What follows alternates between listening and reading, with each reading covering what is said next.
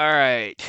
Environment and society. We're going to talk about environmental laws, economics, and ethics. It says chapter 15, but your book doesn't do a real good job talking about some of the ethics and the laws. So this is what this chapter is going to focus on. So there's the overview. We're going to do a little, so it's not chapter 15, but we're going to do a brief U.S. environmental history, environmental legislation, some economics, the environment, some environmental problems in Central and Eastern Europe as case studies, and some environmental ethics, values, and worldviews. So when we talk about environmental history of the U.S., there was these different attitudes. And so if you look about 1600 with the establishment, or a little bit after, the establishment of Jamestown, Virginia, all the way up to the late 1800s was this frontier attitude. And so with the frontier attitude, what happened was it seemed that natural resources, land, timber, soil, whatever, seemed inexhaustible. And so you do see great widespread destruction in terms of some of our environmental resources. And then in the 19th century, basically between, just before 18, you have John James Audubon, if you hear the Audubon Society, Henry David Thoreau, and George Perkins Marsh. This is when you started to see the real rise in U.S. Naturalists and environmentalism. And so they voiced their concerns about natural resources. Audubon, he painted these birds, and his paintings increased interest in the environment. Thoreau was a naturalist author about simplifying life, and then Marsh wrote Man and Nature. So again, if we had more time, we'd maybe we'd explore some of these. But really, we start to see some environmental law here in the late 1800s. So in 1875, we have the American Forestry Association is formed. 1890, Yosemite and Sequoia National Parks established, and then 1891, you have the General Revision Act. And essentially, what the General Revision Act did, it gave President authority to establish forest reserves, and President Harrison, Cleveland, and Roosevelt put about 17.4 million hectares into reserve. And then Roosevelt reserved an additional 6.5 million hectares before signing bills preventing further forest reservation. And so we'll get into that. But what I really need you to understand is the idea about utilitarian conservationists and biocentric preservationists. Utilitarian conservationists like Teddy Roosevelt valued natural resources for their usefulness, where a biocentric preservationist like John Muir, who happened to found the Sierra Club and also fought for national parks, protect nature because all life deserves respect. So you're going to have to eventually talk the difference between conservationists and preservationists. Then as we move along, 1906, the Antiquities Act, which we're going to talk about and you're actually going to read. This allowed the president to set aside sites of scientific or historical importance. They call them monuments, and we do have several monuments in our country. We have marine monuments. Then we have 1916, the National Park Service was created, and then 1935, creation of the Soil Conservation Service in response to the Dust Bowl. And so really the American Dust Bowl of the 1930s really kind of put this focus on, okay, we need to preserve, you're losing thousands of metric tons of soil, and this was actually created by Franklin Roosevelt. And so often a lot of these organizations were created in response to an environmental disaster or an issue. We have Aldo Leopold from 1886 to 1948, Wallace Stegner from 1909 to 1933, and then of course Rachel Carson 1907 to 1964. And these are your big 20th century naturalists. Was Leopold, he wrote a Sand County Almanac. Stegner wrote a wilderness essay, and of course Carson was the author of Silent Spring, who gave us an idea about the issues with pesticides. And if we look here, we look at the 70s, 80s, 90s, and 2000s, and it kind of exploded. And so what's in red are meeting and international events. What is kind of in orange are scientific discoveries. Yellow are international conventions and legal actions. And then in the blue, or excuse me, in the green, you have your environmental disasters and crises. And so you can pause and look through some of these. I should have probably added on to it, but there's just so many of them. Just kind of give you an idea. So when we talk about U.S. environmental legislation, we have to talk about the EPA, which is the Environmental Protection Agency, which was established in 1970 by President Nixon, and also established the National Environmental Policy Act, called NEPA, and you're really going to have to know NEPA. And this is the cornerstone of environmental law in the United States. And so what it does, it requires environmental impact statements for any proposed federal action. And so if the federal government is going to build a highway or dam construction, you have to get an EIS, or environmental impact statement. And then EIS must answer many questions on these next slides. Revolutionize environmental protection in the U.S. And this is where you do hear about a lot of red tape. And so if you look at an environmental impact statement, you have how will the landscape be altered? How will stream flow rates change? How will increased soil erosion impact water quality? But then you also look at how will project impact wildlife? How will the project harm an endangered species? And how will air quality be affected? So if we look towards the 70s, this is when we really do see a lot of the major environmental legislation passed. So Clean Water Act, Clean Air, we have energy conservation, hazardous waste, pesticides, and federal regulation of pollution. So in the 70s is when you really do see the many of these acts at least be started or enacted. And so you can pause this. There's some general ones. There's conservation of energy, there's conservation of wildlife, and then there's conservation of land. And so again, here's some more. Air quality, noise control, water quality, control of pesticides, and then management of solid and hazardous waste, excuse me. So let's talk about some effects of environmental legislation. So according to the EPA's draft report on the environment, since 1976, air pollutants have dropped by 25%. Since 1990, wet sulfate, levels have decreased by 30%. 2002, 94% of U.S. had healthy drinking water. That was up from 79%.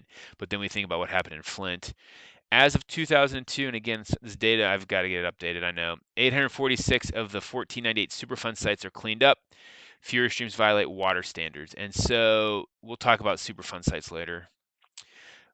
Yes, we'll talk about many of these when we get into environmental toxicology. So economics in the environment. Economics is the study of people use limited resources to satisfy unlimited wants.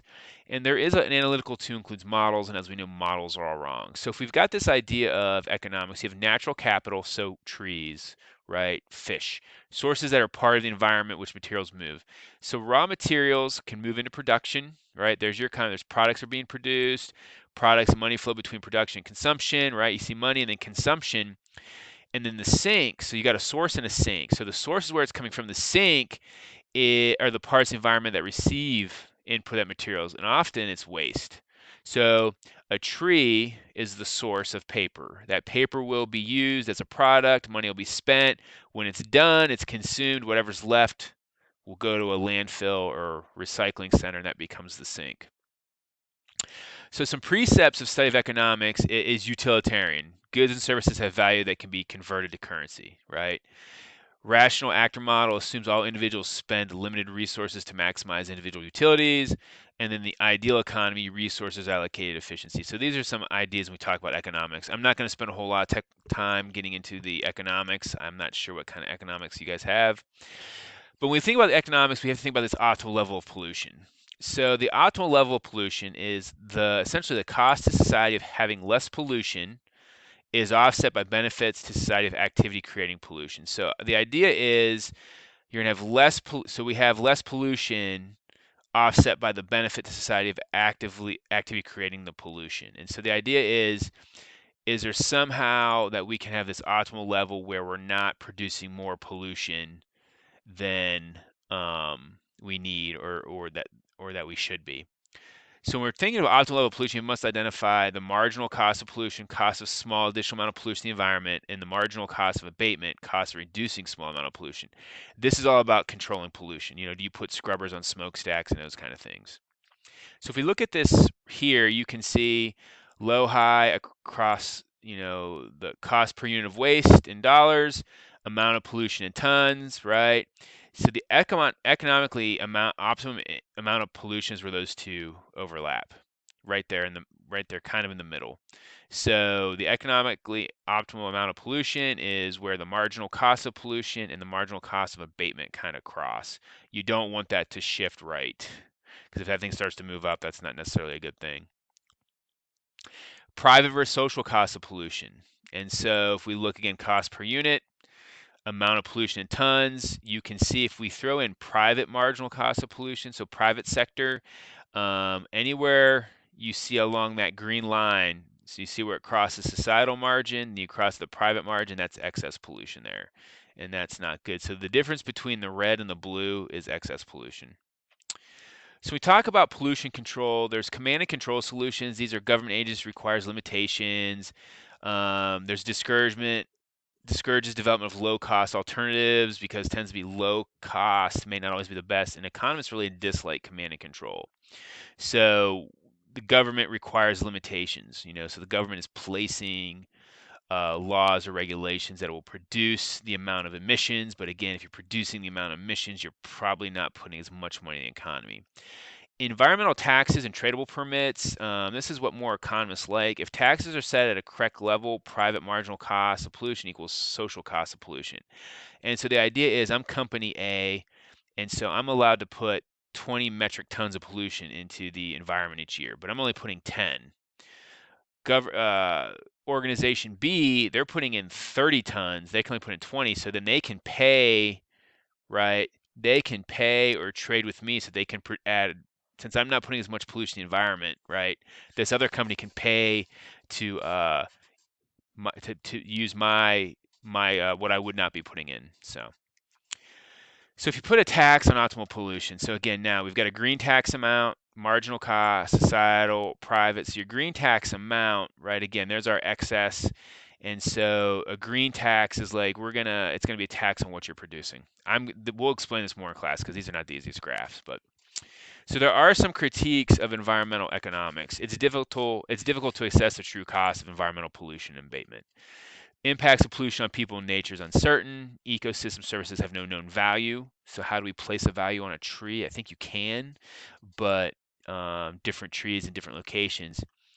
And utilitarian economics may not be appropriate. So dynamic change in time are not considered and based on a monetary value. But what is the monetary value of a clean earth? So national income accounts, so estimates of national economic performance and used in politics. So gross domestic product is your GDP, your net domestic product is your NDP. So the environment may be overexploited to yield a higher gross domestic product in developing countries. And so what the EPI, Environmental Performance Index does, it tries to assess a country's commitment to environment and resource management. So these are things there. So if you look at the country, out of 133, New Zealand's EPI, let me go back to EPI real quick, right? That is your performance index. So New Zealand, right, their performance index is number one. You want Sweden, Finland, and you get down to the bottom. So if you notice, a lot of these developing countries are not, they're having great impact. And so the US is there at about 28. So as much as we get not credit for not necessarily the most environmentally friendly. If we look at the EPI, we're at least we're not down at 133. So there's some case studies in environmental problems, especially in Eastern Europe. And so when you look at the fall of the communist government, it revealed some large environmental destruction. So soil and water poisoned. There was unidentified leaks in dumping sites. Industry with air pollutants were causing acid rain. There was children with chronic asthma, bronchitis, and heart problems. And so what happened in the case study in these Eastern European countries, quotas took precedence over environmental concerns. Well, you need to produce X amount. We don't care about the environmental impact. And so what happened was the end of what you're producing was more important than the impact. And so the switch from communism to market economies, there is a need to improve the environment. And it is still taking decades to clean up polluting economics of communism.